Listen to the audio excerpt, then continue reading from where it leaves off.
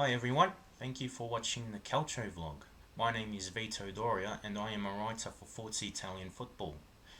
On this vlog, I will be talking about the teams that finished in the top 6 of the Serie A in the 2013-2014 season. There will be 3 parts, and in this part I will be talking about Juventus, Roma, Napoli, Fiorentina, Inter Milan and Parma.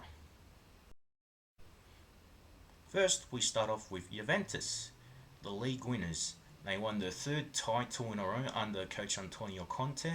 They finished with a Serie A record of 102 points, and now they are on 30 titles. Carlos Tevez and Fernando Llorente were brought into the team, and they formed a deadly partnership in attack. And although it reaped the rewards in Italy, it brought disappointment in Europe with a group stage elimination in the Champions League and then bowing out in the semi-finals of the Europa League. For next season, there might be talk that Antonio Conte might switch from the 3-5-2 to the 4-3-3 formation, and in doing that he might need to bring in stars such as Nani from Manchester United and Alexis Sanchez from Barcelona. There is also a mention that Juventus could even bring back striker Manolo Gabbiadini from Sampdoria, who can play in any of the 3 positions in the trident attack. In second place came Roma. They had an unbelievable start to the season.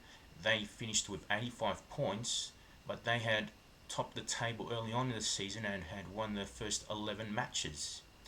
Rudi Garcia was appointed as the coach and he proved to be a revelation. There were a number of new players in the team such as Maicon, Mehdi Benassia and Gervinho, who stood out in the team. Then there was also Miralem Pjanic, the Bosnian playmaker, who had a fine campaign as well, and one of those great examples of skill was his solo goal against AC Milan in the 2-0 win. For next season, what they'll need to do is hold on to what they have, but also add on to the team. Whether it is bringing in a playmaker like Javier Pastore from Paris Saint-Germain, or a striker like Jackson Martinez from Porto, that will be important for the Giallorossi. It would also help to have a fit centre forward as well, whether it is Francesco Totti as the false number 9, or a more traditional player like Mattia Destro, who was impressive, scoring 13 goals in just 20 matches. In third place was Napoli. They had a new coach come in Rafa Benitez, and he changed the formation. Under Mazzarri, they were known to play with a 3-5-2 formation or 3-4-2-1, but Benitez brought in the 4-2-3-1 formation and he had to make a number of changes to the squad. They did finish lower than what they did under Mazzarri, but the Napolitani managed to win the Coppa Italia final against Fiorentina 3-1. In Europe, they were unlucky to be knocked out of the group stage by Arsenal and Borussia Dortmund, but Napoli did finish on 12 points and the head-to-head record counted against them. Then in the Europa League, they also were knocked out by Porto. There were some impressive performers in the Napoli team, especially on the wings where you had the likes of Jose Callejon and Dries Mertens. They were on fire on the wings, but there was also the local boy Lorenzo Insigne who starred for the Napolitani. Gonzalo Higuain was brought in to replace Edinson Cavani, and he was in top form, scoring 17 goals in the Serie A this season. For next season, there might be more changes, especially in midfield. It looks like that the Swiss midfielders of Gökhan Inler, Valon Berami and Leon Zimaili might be on the way out, and the likes of Javier Mascherano from Barcelona and Maxim Gonalons from Lyon are possible targets. Another 2 players that Napoli might be looking at are Nenad Krstičić and Pedro Obiang from Sampdoria. Peperena looks set to stay on at Napoli in goal, and he's had an excellent campaign for the Napolitani as well. Otherwise, there might need to be more improvements in defence, especially in the fullback positions, particularly because Christian Maggio is starting to get old, and also Juan Zuniga has had his injury problems. Next on the list is Fiorentina, the team that Napoli bet in the Coppa Italia final. They had an impressive campaign last season, finishing in 4th place, and they missed out to AC Milan for the battle for the Champions League position. This time though, Napoli were able to get that 3rd spot easily, and Fiorentina struggled to get into that 4th place. The main reason for that was that their attack was not always at full strength. Giuseppe Rossi scored 16 goals in 21 matches for Fiorentina this season, but he had to battle with a knee injury.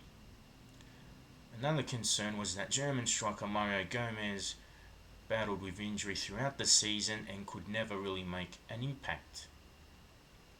More often than not, Vincenzo Montella had to use midfielders in his forward line, in particular Juan Cuadrado, the Colombian winger. He scored 11 goals this season, and his pace and his trickery really stood out for the Viola.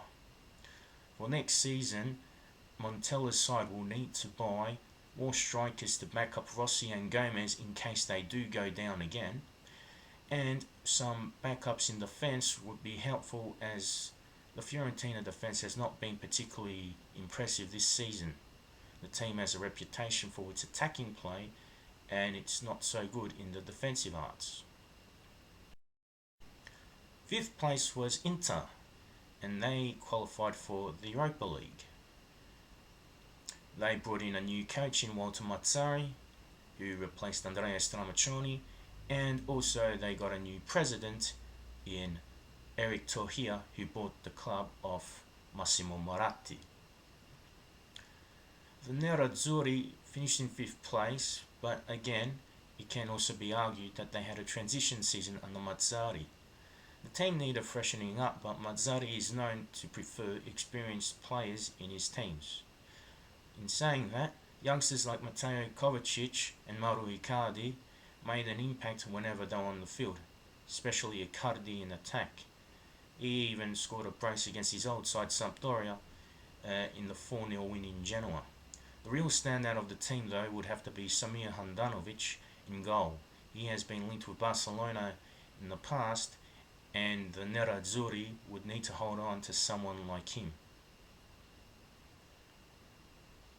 Another problem with Inter though is that under Mazzari, not only does he have experienced players in the lineup, but he seems to want to replace outgoing players like Walter Samuel, Diego Milito and Esteban Cambiaso with more veterans. Nemanja Vidic is coming into the defence from Manchester United, and then there are other attackers like Fernando Torres and Edin Dzeko are rumoured to be linked with the club. A guy like Dzeko would not be too bad, but if you're going for older faces, you wonder if the team will have enough stamina to go on. Not only that, the club has been linked with Alvaro Morata from Real Madrid, who is a promising youngster, but when you have a youngster like Icardi, why not persist with him? The final team I will talk about in this blog is Parma. They finished 6th on 58 points, and they bet Torino for the final Europa League spot.